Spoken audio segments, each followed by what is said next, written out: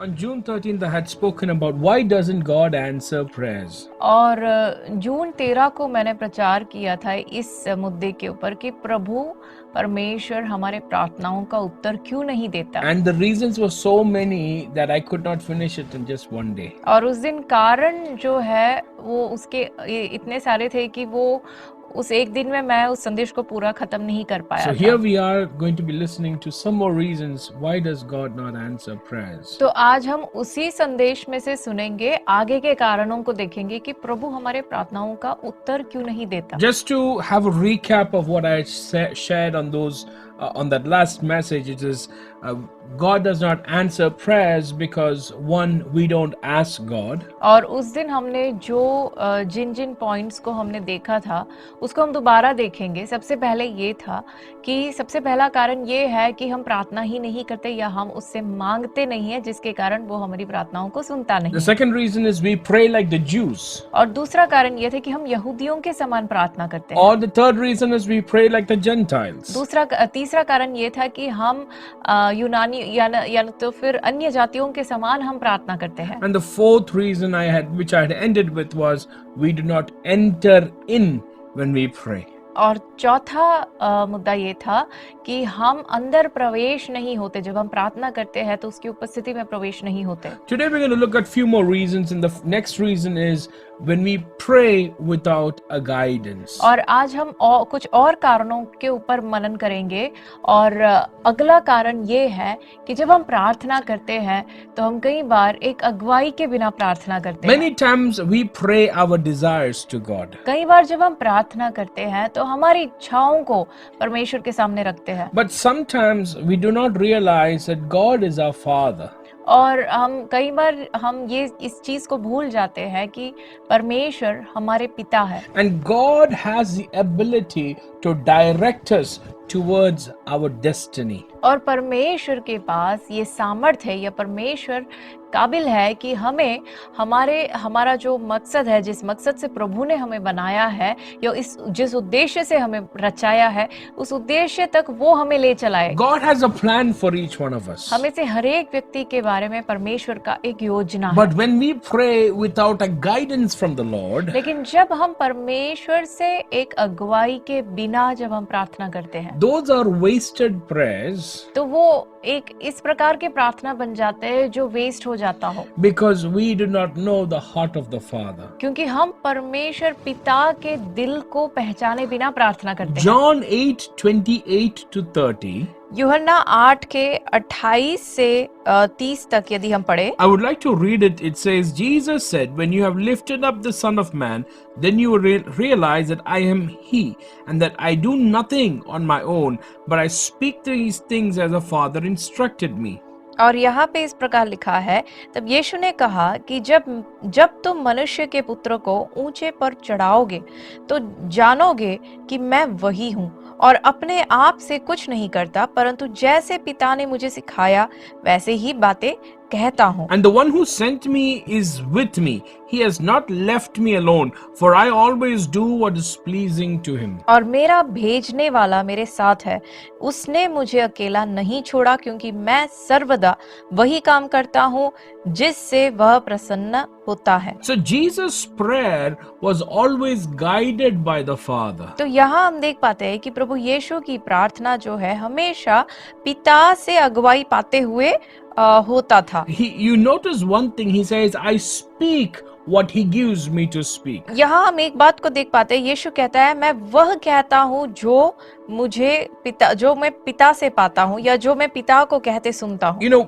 we often get into trouble because of this mouth. कई बार हम अपने मुंह के कारण संघर्ष में पड़ते हैं। If just imagine in a married relationship, if we spoke only what God gave us to speak. सोच कर देखिए, एक परिवार में, एक रिश्ते में जहाँ पति पत्नी के बीच में यदि वो वही बातें करते जो पिता से या परमेश्वर से सुनते हैं या प्रभु उनसे जो कहने को कहते हैं, वही अगर वो आपस में बात करें। Your husband does something and you're tempted to say something and then immediately you hear God saying something else. यदि आपके पति कुछ करते हैं और आपके अंदर मन करता है कुछ बोले, लेकिन एकदम से चुप हो जाते हो क्योंकि परमेश्वर की आवाज को आप सुनते हो और जो प्रभु कहता है वो ही करने को आप चाहते हो। You go to office and you want to say something to your colleague, but then the Holy Spirit, God, gives you something else to speak, and you speak those things. जब आप अपने दफ्तर में जाते हो और आपके साथ काम करने वाले,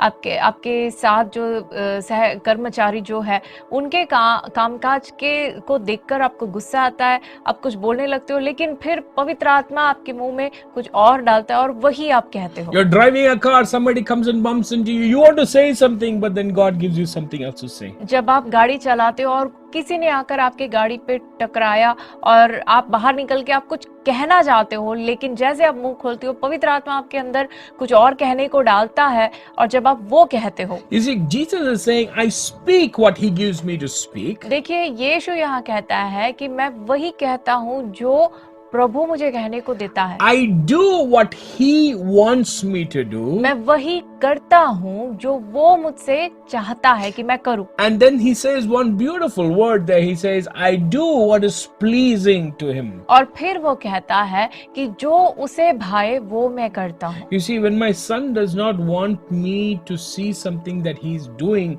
because he knows I'll get displeased with him, he will hide and he will do it. देखिए, यदि मेरा बेटा कुछ करता है और यदि वो नहीं चाहता कि मैं वो देखूं, तो क्योंकि वो जानता है कि यदि मैं देखूं तो मुझे वो अच्छा नहीं लगेगा, तो वो क्या करेगा, वो मुझसे छिपा कर करेगा। But if he knows that I will be pleased with him, he'll do it in front of me. लेकिन यदि वो जानता है कि उसके जो भी वो करता है उससे यदि मैं प्रसन्न होऊंगा, तो वो मेरे सामने करेगा। God wants us to always do everything with the desire to please Him. परमेश्वर चाहता है कि हम जो भी करें हम उसे प्रसन्न करें और उस चाहत के साथ करें।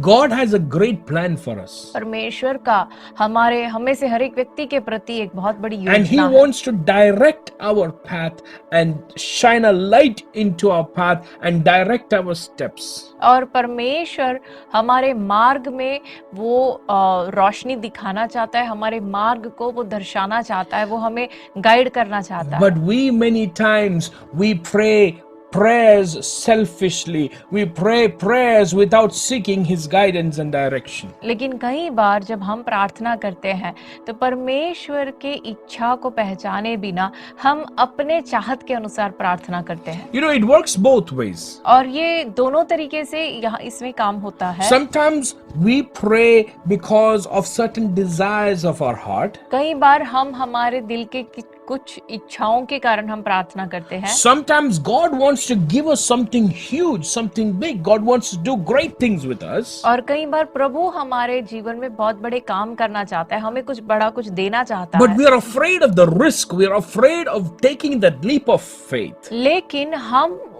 उस चीज से डरते हैं, हमें ऐसे लगता है इतनी बड़े काम मैं कैसे करूंगा, और विश्वास का वो बड़ा कदम उठा के रखने से हम डरते हैं। Sometimes God might want you to go to another country. God might want you to go to another state. God might want you to do something you have never done before. और हो सकता है कई बार प्रभु चाहता है कि आप अपने देश को छोड़कर किसी और देश में जाए या किसी और राज्य में जाए, या परमेश्वर आपसे कुछ नया काम करवाना चाहता है जो आपने पहले कभी ना किया हो। But you're afraid to pray लेकिन ऐसी प्रार्थना करने से आप डरते हो, because you see that the risk is great. क्योंकि उसमें जो रिस्क है वो देखकर आप डरते हो। When we pray without guidance, जब हम प्रार्थना प्रभु की अगुवाई के बिना जब हम प्रार्थना करते God हैं doesn't answer तो परमेश्वर हमारे उस प्रार्थना का उत्तर नहीं देता, because God loves us. क्योंकि परमेश्वर हमसे प्यार करता है। Every unanswered prayer और हर एक वो प्रार्थना जिसके उत्तर हमें ना मिला है, नहीं मिला है, is because of the love of God.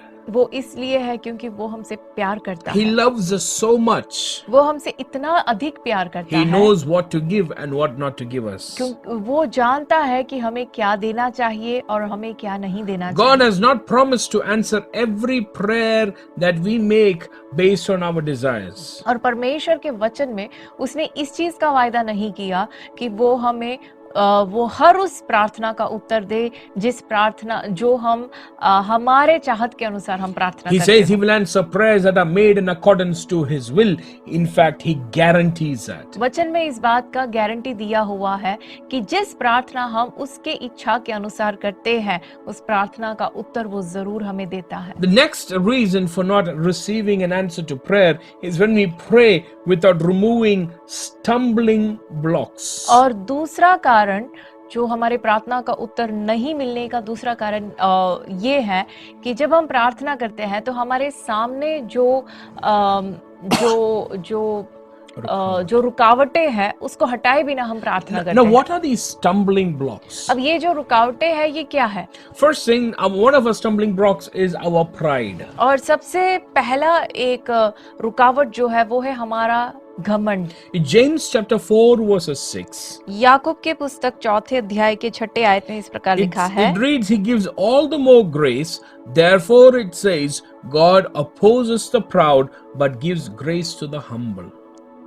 यहाँ इस प्रकार लिखा है कि वह तो और भी अनुग्रह देता है। इस कारण यह लिखा है कि परमेश्वर अभिमानियों से विरोध करता है पर दीनों पर अनुग्रह करता है। God blesses the humble. परमेश्वर जो दीन होते हैं उनको परमेश्वर आशीष देता है। But many times, because of our pride, we are not able to enter into the blessings that God has for us. लेकिन कई बार हमारे अभिमान के कारण जो आशीष या जो अनुग्रह परमेश्वर ने हमारे लिए तैयार किया है उसमें हम प्रवेश नहीं हो पाते।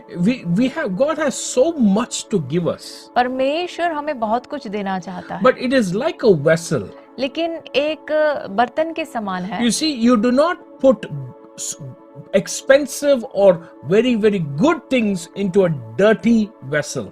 देखिए, जो बहुमूल्य चीजें हैं हम कभी भी महत्वपूर्ण और बहुमूल्य चीजों को एक गंदे बर्तन में नहीं डालते। You first clean the vessel. हम पहले उस बर्तन को साफ करते हैं। Pride is like the dirt in us, in a vessel. और जो अभिमान है या तो फिर जो घमंड है उस बर्तन के अंदर की गंदगी के समान है। It is because of the pride many times we are unable to receive what God has for us. उस अभिमान और उस घमंड के कारण कई बार हम जो प्रभु हमें देना चाहता है वो कई बार हम स्वीकार नहीं कर पाते। You know what we say when we are proud? आप जानते हो जब हमारे अंदर अभिमान होता है, जब घमंड होता है तो हम क्या कहते We हैं? are saying, I am God. हम ऐसे कहते हैं कि हम ईश्वर है। If I am God, यदि मैं ईश्वर हूँ I don't need another God. तो मुझे एक दूसरे ईश्वर की जरूरत नहीं है। Then my prayer is just a religious prayer. फिर जो मेरा प्रार्थना है वो सिर्फ एक धर्म के अनुसार का प्रार्थना हो जाता है। It serves only the purpose to fulfill the needs of the society and to make people feel like I am religious. और वो प्रार्थना सिर्फ प्रार्थना करने के लिए या क्या कहते हैं औरों को, समाज को खुश करने के लिए और औरों को दिखाने के लिए कि मैं धर्मी हूँ, तो उसके लिए जो प्रार्थना है वो प्रार्थना सिर्फ वैसी रह The जाती Bible है। says God opposes the proud. और यहाँ पे वचन में लिखा है कि परमेश्वर अभिमानियों से विरोध करता है। It is not just He ignores them. ऐसी बात नहीं है कि वो उनको अनदेखा करता है। He is actively working against them. परमेश्वर इन अभिमान रखने वाले, घमंड रखने वाले लोगों को विरोध वो करता है। ऐसा नहीं है कि प्रभु शांत रहता है, वो उनके खिलाफ वो काम करता है। The second stumbling block is our sin. और दूसरी जो रुकावट है, एक और जो रुकावट है वो है हमारे पाप। Psalm 66, 18 and 19. भजन संहिता 66 के 18 और 19 में इस प्रकार लिखा है, It says, If I had cherished iniquity in my heart, the Lord would not have listened. और यहाँ पे इस प्रकार लिखा है कि यदि मैं मन में अनर्थ बात सोचता तो प्रभु मेरी न सुनता। But truly God has listened. He has given heed to the words of my prayer. परंतु परमेश्वर ने तो सुना है, उसने मेरी प्रार्थना की और ध्यान दिया है। You see, sometimes when there is sin in our life, देखिए, कई बार जब हमारे जीवन में पाप है and we feel like God is not hearing our prayer, और यदि हमें ये लगता है कि परमेश्वर मेरी प्रार्थना को नहीं सुनता, instead of feeling unworthy, और अपने आप को अयोग्य समझने से के बजाय immediately ask God for forgiveness. तुरंत ही परमेश्वर से माफी मांगे। So I have very often, when we come to the Lord's table, कई बार जब हम परमेश्वर के मेज की ओर आते हैं, we see that people stay away from the Lord's table saying, I am unworthy. और हम कई बार देखते हैं कि लोग इस मेज में से शामिल नहीं होते। वो कहते हैं कि मैं अयोग्य हूँ। They say, I have sin in my life. वो कहते हैं मेरे जीवन में पाप है। I normally ask the question, if there is sin in your life, what's keeping you from asking God for forgiveness? और मेरा ये सवाल है कि यदि आपके जीवन में पाप है तो आपको कौन सी ऐसी चीज आपको रोक रही है कि आप परमेश्वर से माफी क्यों नहीं मांगते? Do you feel your sin is so big and so bad that God cannot forgive? His blood is not enough? क्या आपको ऐसे लगता है कि आपका पाप इतना बड़ा है और कि परमेश्वर आपको माफ नहीं करेगा, या प्रभु यीशु का लहू उस पाप को धोने के लिए काफी नहीं है? All your sins are washed clean by the Lord's blood. प्रभु यीशु के लहू से आपके हर पाप को परमेश्वर साफ करता है। You are not unworthy. आप अयोग्य नहीं हो। You are worthy when you seek God's forgiveness. जब आप परमेश्वर से माफी मांगते हो तो आप योग्य बन जाते हो। But when we cherish, you read that verse, it says, when we cherish iniquity, when you keep iniquity, hold on to iniquity, when you spend time with iniquity, God does not listen to your prayer. और यहाँ पे हिंदी में लिखा है कि अनर्थ बात, लेकिन अंग्रेजी बाइबल में यह है कि पाप को यदि हम अपने अंदर रखें या अपराध को जब हमारे अंदर उसको हम बढ़ाए, उसको हम पालन पोषण करे, उसको बढ़ाते रहे, उसके बारे में सोचते रहे, तो परमेश्वर हमारी प्रार्थना का नहीं सुनता। Don't hold it, let it go before the Lord. उसे पकड़कर ना रखे, अनर्थ को, अपराध को, पाप को पकड़कर ना रखे, उसे छोड़ दे, प्रभु के सामने छोड़ दे। He can forgive all our sins. हमारे हर पाप को परमेश्वर माफ कर सकता है। When he has forgiven our sins, जब परमेश्वर ने हमारे पाप को माफ किया है, nothing is a hindrance from him listening to our prayers. तो फिर हमारे प्रार्थना को सुनने से और कोई भी चीज प्रार्थना को प्रभु तक पहुंचने से या प्रभु हमारे प्रार्थना को सुनने से रोक नहीं सकते। The next stumbling block is our unforgiveness. और तीसरा रुकावट ये है कि हमारा माफ ना करना। In Matthew 5:23 and 24, और मत्ती रचित सुसमाचार 5 का 23 और 24 में it says, when you are offering your gift of the altar, if you remember your brother or sister has something against you, leave your gift there before the altar and go. First be reconciled to your brother or sister and then come and offer the gift.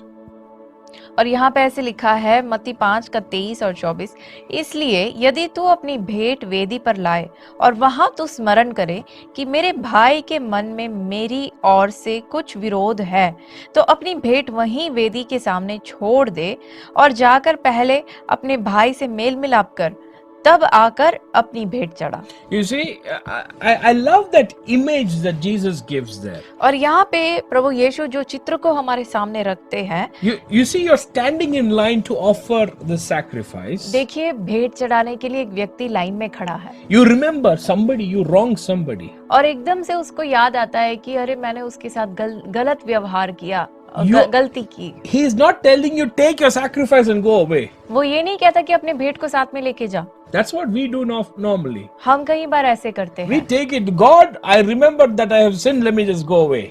और हम कई बार क्या करते हैं, हमें लगता है ओ प्रभु मुझे एकदम से याद आया कि मैं पापी हूँ या मैंने पाप किया है, चलो मैं वापस जाता हूँ। Lord, I remember I have not forgiven somebody. No, I cannot worship you. और एकदम से हमें याद आता है कि हाँ प्रभु मैंने उनको माफ नहीं किया है, अब मैं तेरी आराधना नहीं कर पाऊंगा। He says, you leave that there and you run.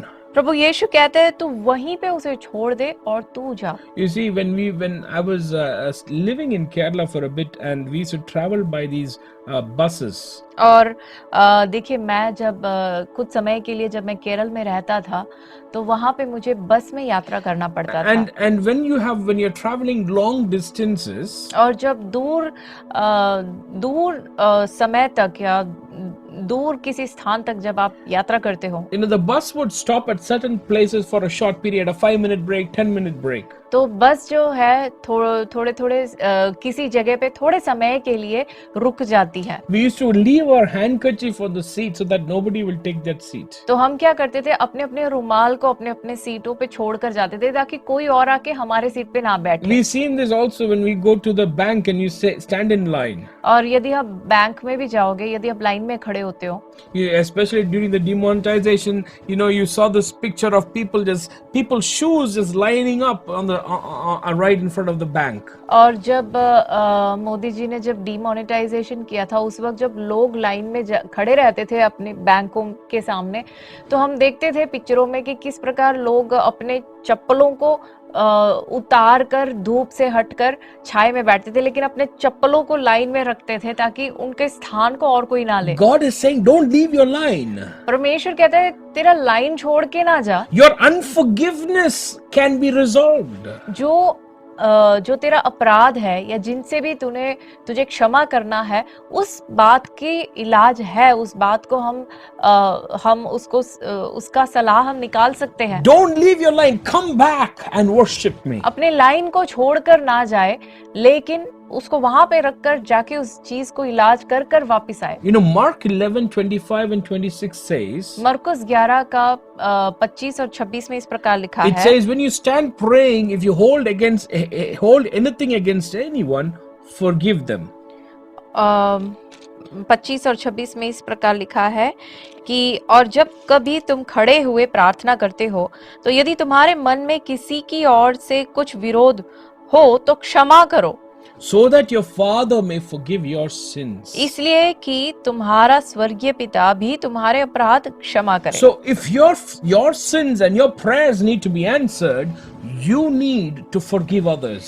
तो यदि हमारे पाप क्षमा होने हैं हमारे स्वर्गीय पिता से, और यदि हमारे प्रार्थना का उत्तर हमें स्वर्गीय पिता से मिलना है, तो हमें औरों को क्षमा करना जरूरी है। If there is anybody that we have not forgiven, यदि हमारे जीवनों में कोई भी ऐसा व्यक्ति है जिनको हमने माफ नहीं किया है, remember, unforgiveness does nothing to that person. देखिए, क्षमा ना करने से उस व्यक्ति को कुछ फर्क नहीं पड़ता। It only does something to us.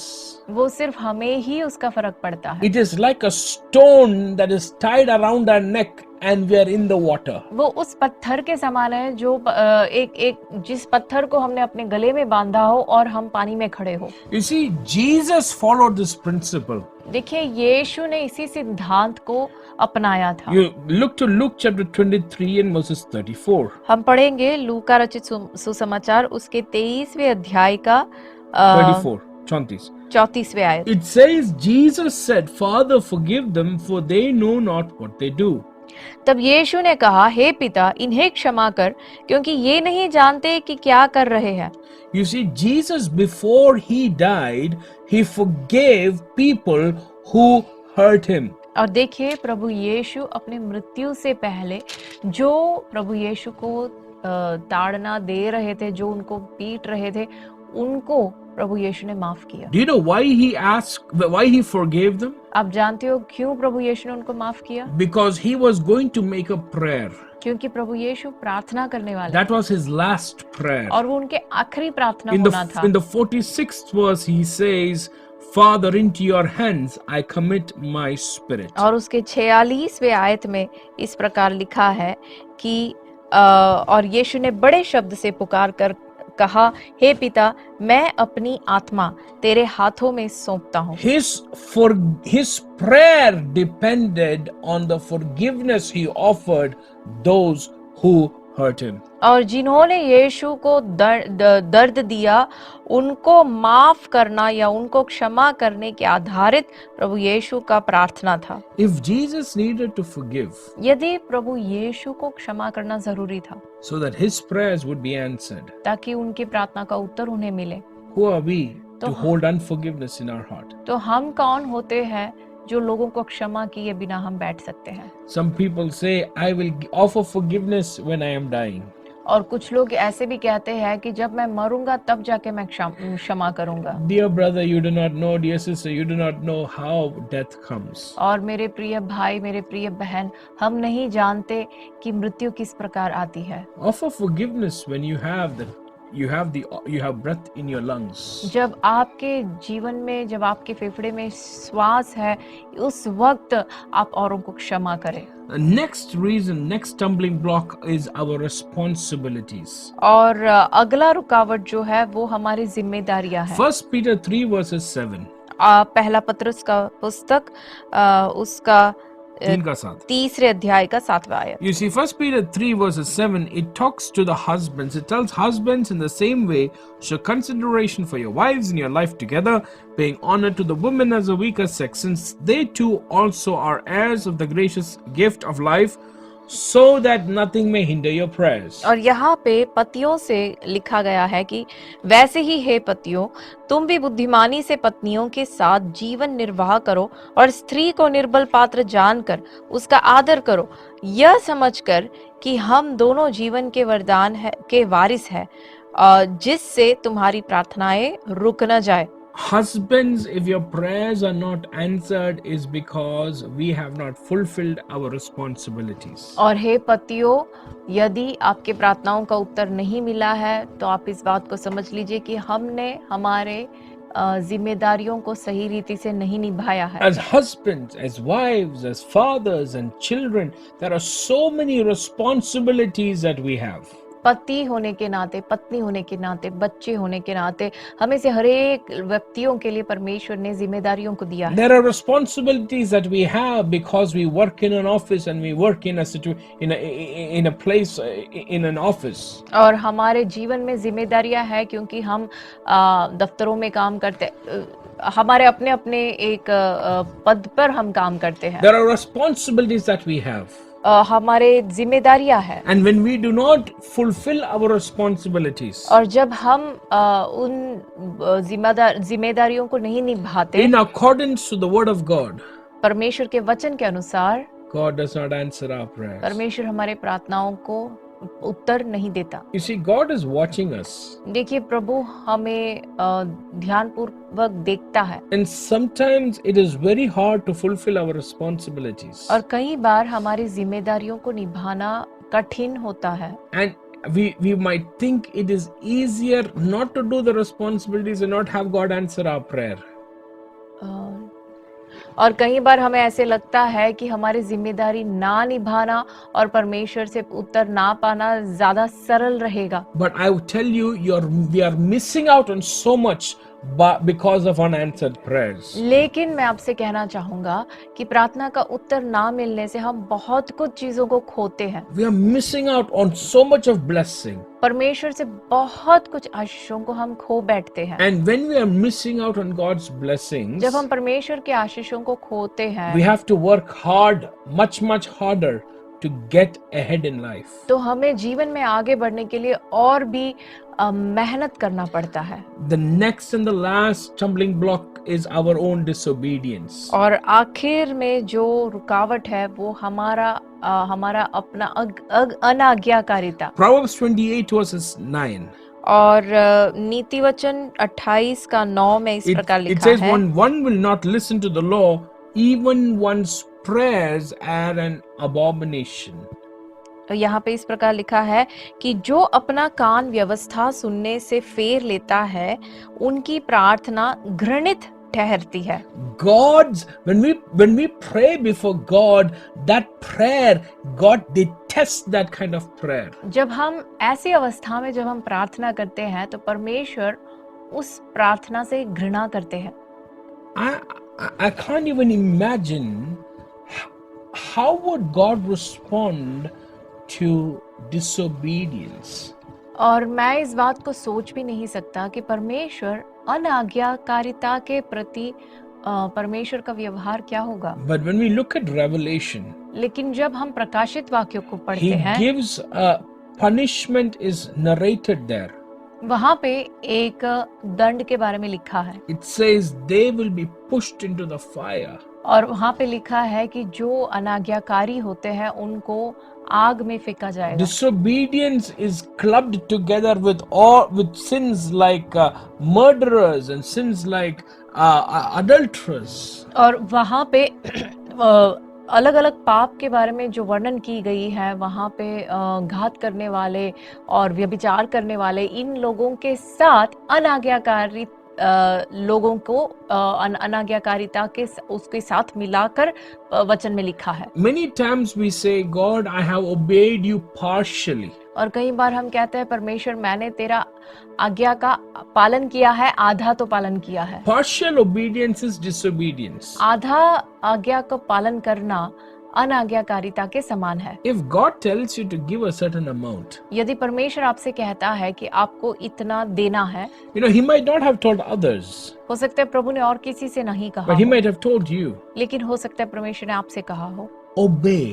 तो उसे पालन करो। You might think it's a big amount, आपको हो सकता है आपको लगेगा कि ये तो बहुत ही बड़ा एक रकम है, but when you honor God, लेकिन जब आप परमेश्वर को आदर करते हो, that big amount will become small when God's blessings come into your hands later. लेकिन वो जो बड़ा रकम है वो आपके लिए छोटा बन जाएगा जब परमेश्वर आपको आशीष देगा। I remember there was a time when God asked me to give a certain somebody some amount of money. और मुझे याद है एक बार मुझे परमेश्वर ने कहा कि किसी को एक रकम जो है देने को परमेश्वर ने मुझे कहा। And at that time, that's all I had in my wallet. और उस वक्त मेरे वॉलेट में सिर्फ उतना ही था। And I was struggling with God because God, if I give this, I will not have anything to travel. और मैं वो देने से मुझे बड़ा प्रॉब्लम हो रहा था। मैंने परमेश्वर से कहा कि प्रभु ये यदि मैं इनको दे दूं तो मुझे यात्रा करने के लिए मेरे पास कुछ है ही नहीं। The funny thing with God is this. और परमेश्वर के साथ बात ऐसे है, He will say it once, वो एक बार आपसे कहेगा, but then He doesn't bother repeating. और यदि आप नहीं करोगे तो दोबारा नहीं कहेगा। He just remains silent. वो चुप रहता है। I sensed God asking me to give, and when I went for an argument with God just remained silent. और मुझे लगा प्रभु मुझसे कह रहा है, मैंने सुना, लेकिन जब मैं परमेश्वर के साथ एक वाद विवाद के लिए मैं जब विवाद करने लगा तो प्रभु चुप रहा। God's silence is very deadly. परमेश्वर का जो प्रभु का चुप रहना जो है वो खतरनाक होता है। And when we respond to God's silence by disobedience, it is even more deadlier. और जब प्रभु चुप रहता है और उस वक्त यदि हम अनाज्ञाकारी भी बनते हैं तो वो और भी खतरनाक बन जाता है। So I honored God and I gave. तो मैंने परमेश्वर का कहना सुनकर मैंने उस व्यक्ति को दे दिया। But I tell you, what God gave it back to me 10 times. लेकिन मैं आपसे कहना चाहता हूँ कि जितना मैंने दिया उसका 10 गुना प्रभु ने मुझे दिया। It is not that I'm going to look at God giving me back and so I give. ऐसा नहीं है कि प्रभु मुझे देगा इसलिए मैं दूंगा। But give because God has asked you to give. लेकिन आपको इसलिए देना है क्योंकि प्रभु ने आपसे कहा है देने को। For some of you have made commitments before God. आप में से कुछ लोगों ने परमेश्वर के सामने कुछ निर्णयों को लिया। Maybe it might be a child. हो सकता है आपके बच्चे को लेकर आपने कुछ निर्णय लिए हैं। Maybe it might be with regard to your job. हो सकता है आपके नौकरी को लेकर आपने कुछ निर्णय लिए हैं। For some of you, it is even your time. और आप में से कुछ लोगों के लिए आपने आपके समय को लेकर परमेश्वर के सामने कुछ निर्णय लिए हैं। You told God, if you do this, every Sunday I'll attend church. और आपने परमेश्वर से कहा था कि प्रभु ऐसे करोगे तो मैं हर रविवार को चर्च जाऊंगा। I will do this I'll give this amount of time to you. और मैं तेरे लिए मेरे जीवन का इतना समय जो है मैं तेरे लिए हटाकर रखूंगा। Have you disobeyed God? क्या आपने उस बात में अनाज्ञाकारिता की After है? God has answered your prayer? परमेश्वर ने आपकी प्रार्थना का उत्तर देने के बाद If you disobey God, यदि आप परमेश्वर के आज्ञा का पालन नहीं करोगे, God's silence will fall very heavy upon you. तो परमेश्वर आपके आगे से आपके साथ वार्तालाप नहीं करेगा, वो चुप हो जाएगा। It is like walking in a dark room. वो एक अंधकार भरे कमरे में चलने के समान है। Right now I'm in a dark room. इस वक्त मैं एक अंधकार भरे कमरे में I हूँ have few sources of light. और मेरे पास कुछ लाइटें हैं। If I turn these lights off, मैं यदि इन लाइटों को बंद कर दूं, I cannot move forward. तो मैं यहाँ से हिल नहीं पाऊंगा। I'll have to walk around by feeling my way around. और मुझे जैसे अंधे लोग चलते हैं वैसे ढूंढते ढूंढते चलना पड़ेगा। What the struggle is this? संघर्ष ये है I will keep banging into things. कि मैं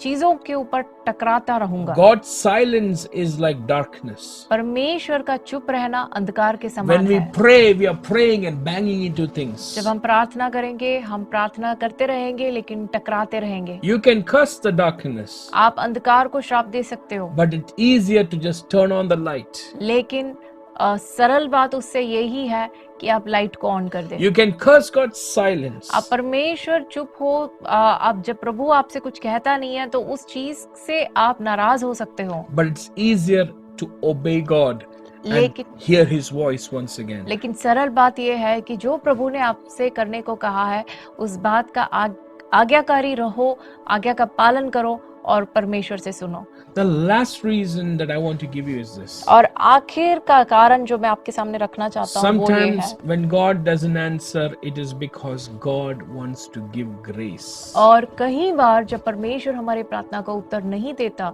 तो तब वो इसलिए है क्योंकि परमेश्वर उसका अनुग्रह हमारे ऊपर बरसाना चाहता 2 है। Corinthians 12 verses 8 and 9. दूसरे कुरिन्थियों का पुस्तक 12वें अध्याय का 8 और 9। Paul says 3 times I appealed to the Lord about this. यहाँ पे पौलुस कहता है 3 बार मैंने परमेश्वर से विनती की। You see, none of us are like Paul. हमें से कोई भी प्रेरित पौलुस के समान नहीं है, But the beauty is this. लेकिन यहाँ पे सुंदरता ये है, Paul prayed once.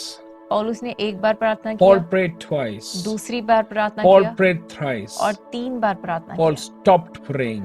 तीसरे बारी में पौलुस ने फिर बाद में उस विषय में प्रार्थना नहीं किया। We continue praying when God wants to give us grace instead of an answer. कई बार हम प्रार्थना करते रहते हैं जब प्रभु हमें उस प्रार्थना के उत्तर के जगह पर प्रभु हमें उसके लिए अनुग्रह हमें देना चाहता है, लेकिन हम उस प्रार्थना के उत्तर के लिए प्रार्थना करते हैं। God tells Paul, my grace is sufficient for you. परमेश्वर पौलुस से कहता है कि मेरा अनुग्रह तेरे लिए बहुत है, For power is made perfect in weakness. क्योंकि मेरी सामर्थ निर्बलता में सिद्ध होती You है। see, when we are weak, देखिए जब हम निर्बल होते हैं, we are actually, what is our prayer? हमारा प्रार्थना क्या है? We want to be in a position of strength. हम चाहते हैं कि हम सामर्थी हो। You take any of our prayer needs. हमारे प्रार्थना किसी भी प्रार्थना के जो जरूरतें हैं जिनके लिए हम प्रार्थना करते हैं उनको देखिए। God, I want a good wife. हम कहते हैं प्रभु मुझे एक अच्छी पत्नी God, चाहिए, I want good education. मुझे पढ़ाई चाहिए, I want good children. मुझे अच्छे बच्चे I want चाहिए, good job. मुझे अच्छी I want a नौकरी good चाहिए, house. मुझे एक अच्छा I घर want चाहिए, I want a good vehicle. मुझे एक अच्छी गाड़ी चाहिए। All our prayers are so that we can be in positions of strength. और हमारे हर प्रार्थना जो है उसके पीछे का कारण यह है कि हम सामर्थी बने, So that in front of others we lack nothing. ताकि और उनके सामने हमें कोई कमी ना हो। But God says, listen, in your weakness my power is made perfect. लेकिन प्रभु कहता है कि मेरी सामर्थ निर्बलता में सिद्ध होती है। When we don't have certain things in our life जब हमारे जीवन में किसी चीजों की कमी होती that है we have prayed for and God has not given, और जिस चीज के लिए हमने प्रार्थना किया है और यदि प्रभु ने हमें नहीं दिया है, remember grace is available. तो हमें ये याद रखना है कि हमारे लिए अनुग्रह उपलब्ध है। God's grace is all we need.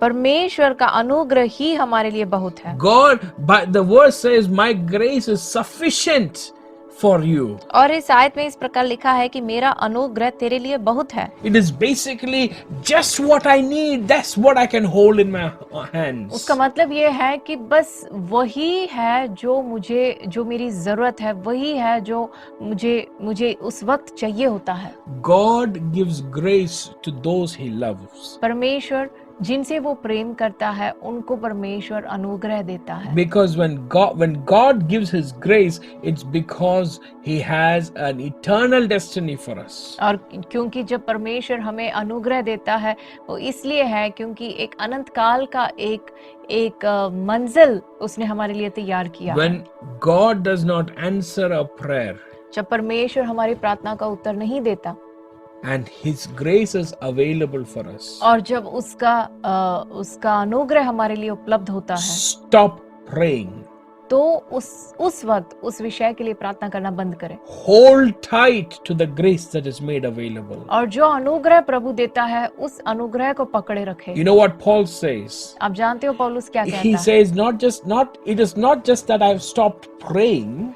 और पौलुस कहता है कि ऐसी बात नहीं है कि मैंने प्रार्थना करना बंद किया He है, says, सिर्फ इतना ही नहीं, I will boast all the more gladly of my weaknesses so that the power of Christ may dwell in me. पौलुस कहता है और इस कारण मैं मसीह के लिए निर्बलताओं और निंदाओं में और दरिद्रता में और उपद्रवों में और संकटों में प्रसन्न हूँ, क्योंकि जब मैं निर्बल होता हूँ तभी बलवंत होता हूँ। The power of Christ will dwell in us. वो कहता है कि इसलिए मैं बड़े आनंद से अपनी निर्बलताओं पर घमंड करूंगा कि मसीह की सामर्थ मुझ पर छाया करती है। It is not hiding his weaknesses. ऐसा नहीं है कि वो अपने कमजोरियों को छिपाता है। He is boasting. He is talking about it loudly. वो अपने निर्बलताओं पर घमंड करता His है। emotions are involved. He says, "I'm joyful about it." यहाँ पे उसकी भावना मिली हुई है क्योंकि वो कहता है मैं आनंदित होता हूँ। And then third thing he says, the power is dwelling within. और वो उसका कारण वो कहता है कि मसीह की सामर्थ मुझ पर छाया करती When रहे। the power of God comes in, जब मसीह यीशु की सामर्थ हमारे अंदर आती है, an unanswered prayer एक ऐसी प्रार्थना जिसका उत्तर हमें ना मिला हो, is irrelevant उसका कोई मायने नहीं है। because the blessing we sought for क्योंकि जिस आशीष हमने प्रभु से मांगा था, has been traded for the one who gives the blessing. क्योंकि जो आशीष हमें मिलना था उस आशीष के जगह वो प्रभु आप ही हमारे लिए उतर आता है। Shall we close our eyes and shall we pray? आए अपने आँखों को बंद करें और प्रार्थना करें। He gives grace, वो अनुग्रह देता है and sometimes when he gives grace, we might have to forget our prayers. और कई बार जब वो हमें अनुग्रह देता है तो हमें प्रार्थना, जिस विषय के लिए प्रार्थना कर रहे हैं उस विषय के लिए प्रार्थना करना बंद करना चाहिए, But rather rejoice. लेकिन उसके जगह हमें आनंदित होना चाहिए। Rejoice. आनंद मनाए Because the power of God is dwelling within us. क्योंकि प्रभु यीशु की सामर्थ जो है वो हमारे अंदर रहने लगती है।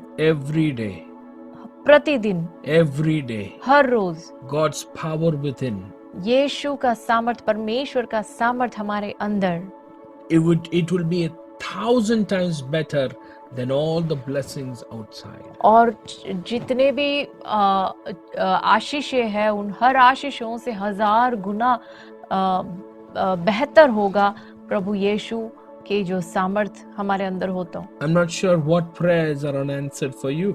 मैं नहीं जानता कि आप लोगों के किस प्रार्थनाओं का प्रभु ने उत्तर नहीं दिया है, I'm not sure what the reason is. और मैं ये भी नहीं जानता कि इसके पीछे का कारण क्या होगा, But I know our God is a good God. लेकिन मैं ये जानता हूँ कि हमारा परमेश्वर एक अच्छा प्रभु है। He is a good Father. वो एक अच्छा पिता है। He blesses His children. वो अपने बच्चों को आशीष देता है। And right now I just would like to pray for each one of you. और इस वक्त मैं आप में से हर एक व्यक्ति के लिए If you प्रार्थना करना are चाहता हूँ। going through unanswered prayers, यदि आप ऐसे प्रार्थनाओं का सामना कर रहे हैं जिनका उत्तर आपको मिला नहीं है, whatever the reason is, उसका कारण चाहे कुछ भी क्यों ना हो, bring it to the Lord right now. वो इस वक्त परमेश्वर के पास ले आए। Lord, I come before you. प्रभु, मैं आपके सामने आता हूँ। I lay all these reasons before you. ये सारे कारणों को मैं आपके सामने ले आता हूँ। I enter into your presence, मैं आपकी उपस्थिति के और अंदर आता हूँ casting away all my stumbling blocks. और मेरे जीवन के हर रुकावटों को दूर करते हुए मैं आपके सामने आता हूँ। And seeking your face, आपके मुख को खोजते हुए, I will receive the power of God within. और मेरे अंदर तेरी सामर्थ को मैं पाऊंगा। I refuse to be discouraged. और मैं हताश नहीं होऊंगा। I've received joy and gladness in my heart. मैं आनंदित होऊंगा। I receive joy and gladness in my heart. मेरे हृदय के अंदर मैं आनंद को स्वीकार करता हूँ and I receive it through the power of Jesus. और प्रभु यीशु के सामर्थ के द्वारा उस आनंद को मैं स्वीकार करता हूँ। Thank you, Father, for hearing our prayer. धन्यवाद पिता, आपने प्रार्थना सुना। In Jesus' name we pray. यीशु के नाम में हम मांगते हैं। Amen.